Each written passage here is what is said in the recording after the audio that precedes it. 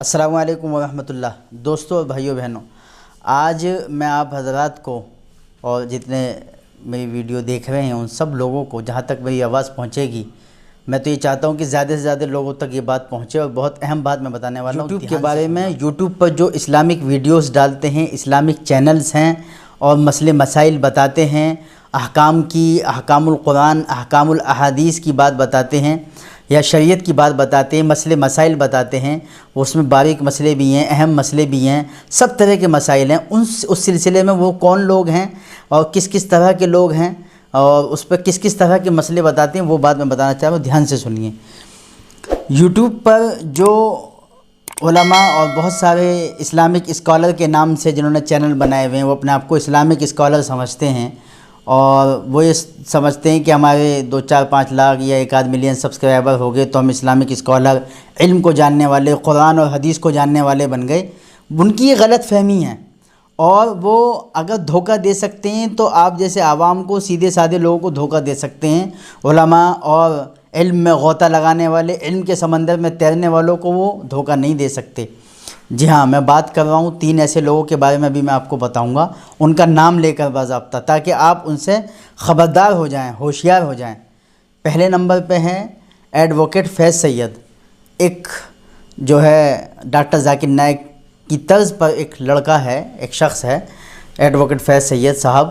میں ان کو احترام سے بولوں گا، لیکن چونکہ وہ اتنے مختلف فی اور اتنے غلط مسائل بیان کرتے ہیں اہل حدیث کے، غیر مقلدوں کے، اور ایسے مسائل جن سے ہماری عوام نابلد ہے اور عوام ان میں مبتلا ہو کر غلط عمل کر رہی ہے۔ چونکہ یوٹیوب پہ جتنے مسائل بیان کرتے ہیں وہ سب مکمل عالم نہیں ہیں اور سب معتبر عالم نہیں ہیں اور سب فقہی مفتی نہیں ہیں اور سب متدین عالم نہیں ہیں، مضبوط اور ذی استعداد اور قابل عالم نہیں ہیں، اور سب ایسے نہیں ہیں جنہوں نے کتابوں کی ورق گردانی کی ہے اور کتابوں میں تعمق نظری قائم کی ہے، جن کا کوئی اسٹینڈ ہو، کوئی بہترین کسی نصاب سے اور اعلیٰ اور معیاری یونیورسٹیز اور مدرسے اور اعلیٰ معیاری اساتذہ اور ٹیچرز سے وہ پڑھے ہوں۔ لہذا ایسے لوگوں سے خبردار ہے۔ ایڈوکیٹ فیض سید صاحب ہیں، یوٹیوب پہ کافی سارے ان کے سبسکرائبر بھی ہیں، ان کی ویڈیوز دیکھی بھی جاتی ہیں، لیکن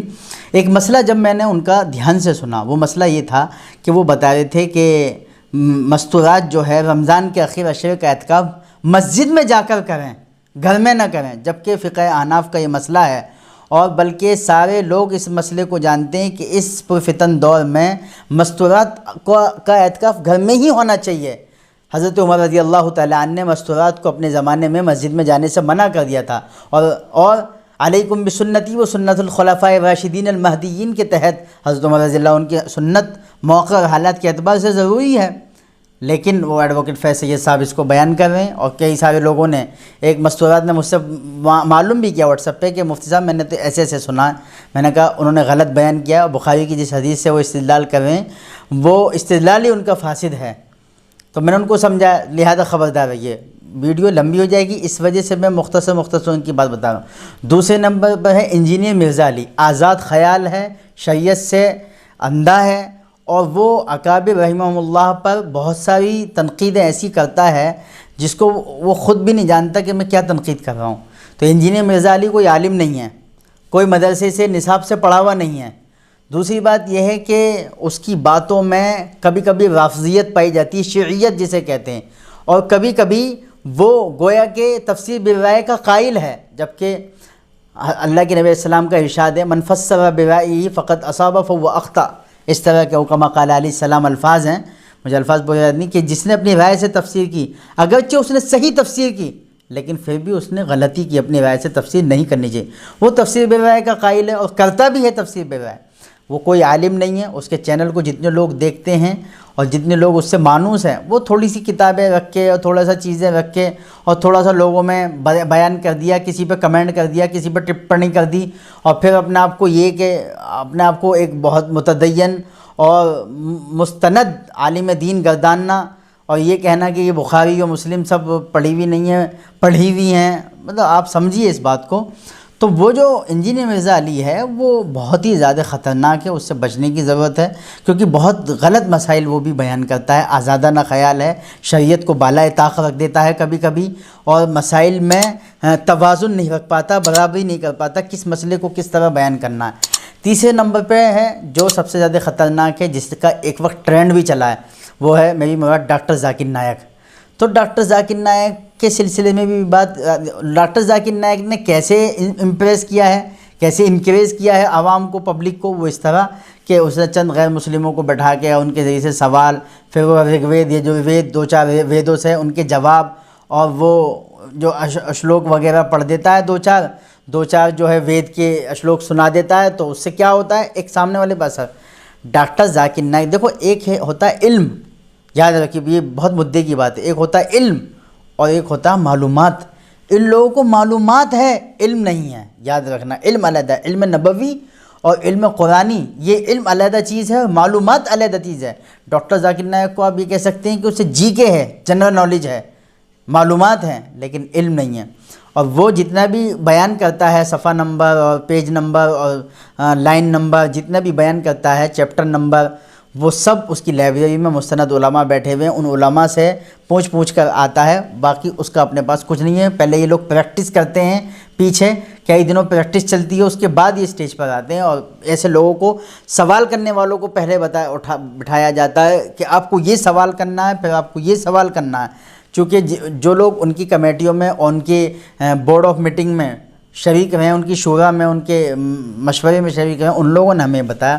دوسری بات یہ ڈاکٹر ذاکر نائک کے اوپر کتاب بھی آئی ہے، ڈاکٹر خلیق ساجد دامت برکاتہم کی، ڈاکٹر ذاکر نائک اور اس کی حقیقت، وہ بھی آپ مطالعہ کر سکتے ہیں۔ ڈاکٹر ذاکر نائک کی سب سے بڑی خرابی یہ ہے کہ وہ اپنے آپ کو بہت بڑا ماہر اور قرآن کا ماہر، شریعت کا ماہر گردانتا ہے، حالانکہ ہمارا بڑے سے بڑا عالم بھی یہ نہیں کہہ سکتا دعوے کے ساتھ کہ میں قرآن کا مکمل ماہر ہوں یا میں شریعت کا ماہر ہوں۔ ہر آدمی کہے گا کہ مجھ سے بہت ساری غلطیاں ہو سکتی ہیں، انسان غلطیوں کا پتلا ہے اور اس کے اندر غلطی کرنے کا مادہ ہے، لیکن ڈاکٹر ذاکر نائک تو یہ گردانتا ہے کہ میں شریعت کو مکمل جاننے والا ہوں۔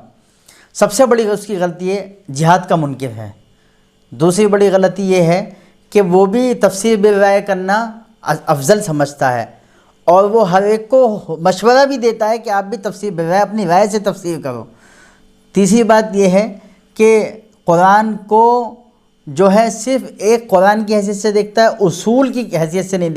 دیکھتا کہ قرآن ایک اصول ہے، ایک دستور حیات ہے، اور قرآن وہ چیز ہے جس کے ذریعے سے قیامت تک آنے والے انسانوں کے لیے رہنمائی ہو سکتی ہے۔ وہ قرآن کو اس نظریے سے نہیں دیکھتا۔ اس لیے ڈاکٹر ذاکر نائک کے بیان، یوٹیوب چینلز، اس کی ویڈیو فیس بک کی، ان کو بھی دیکھنے سے بچیں۔ اگر آپ دیکھ بھی رہے ہیں تو اپنے کسی معتبر، دیندار، متدین، مضبوط عالم کے ٹچ میں رہیں، اور ان سے ان باتوں کا، ان بیانوں کا جو ہے ان سے بتاتے بھی رہیں، ان سے سمجھتے رہیں، ان کے سامنے ذکر کرتے ہیں۔ اگر آپ ایسا کریں گے تو یقین جانیے بہت ساری گمراہی سے آپ بچ جائیں گے، ورنہ یہ 1 ملین یا 540 کے 5,40,000 سبسکرائبر کر کے بس یہ ویڈیوز پہ ویڈیو ڈال لیں الٹی سیدھی، کوئی پوچھنے والا نہیں، کوئی انہیں روسٹ کرنے والا نہیں، کوئی انہیں کہنے والا نہیں، کوئی امت کو سمجھانے والا نہیں، کوئی ان کے اوپر تنقید کرنے والا نہیں کہ ان کو کوئی ڈھنگ سے روسٹ کر سکے تاکہ